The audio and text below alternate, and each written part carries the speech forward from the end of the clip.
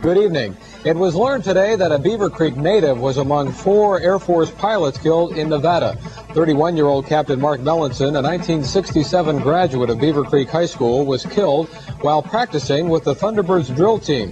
That crash occurred near the Air Force base at Indian Springs. Breaking news right now, actor Paul Walker, best known for his role in the Fast and Furious film series, has died in a fiery car crash. Walker's publicist confirms that he was in a red Porsche this afternoon when it crashed in Santa Clarita. The car was ripped to pieces by the impact and caught fire. It was a solo vehicle accident, and the Sheriff's Department believes speed was a factor. Singer Whitney Houston is dead. Again, this is according to the Associated Press.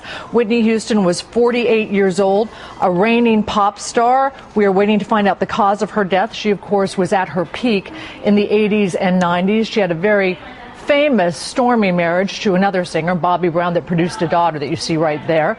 We're trying to find out again the cause of death. Wagons! East!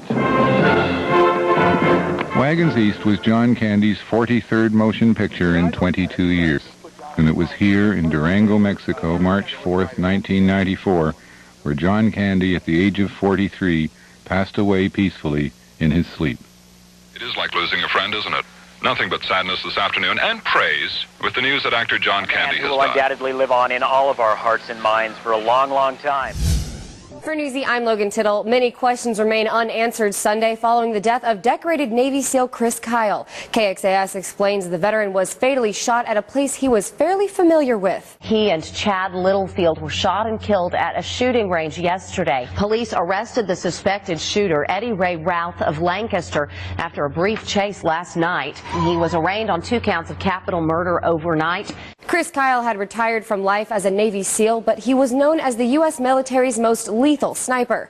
The Star-Telegram explains he provided overwatch protection for Marines and other U.S. troops and earned a reputation for his proficiency with more than 150 kills. The motive behind Kyle's killing is still unclear, but Good Morning America suggests the suspect's psychological baggage from his time at war might be to blame.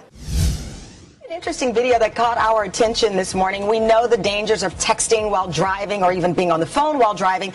Take a look at this video out of Fort Myers, Florida. It was released by the police department there to really remind us of how unsafe this situation can be. This is a guy driving. Look at that. He literally swerves, then rolls the car. The driver escaped incredibly without injury. This guy was cited, according to police, for careless driving and texting while driving. Thankfully, it's a single car accident and he's okay. But as mentioned, Florida police really want folks to be aware of the dangers. I've got some numbers. 25% of all car accidents result of texting.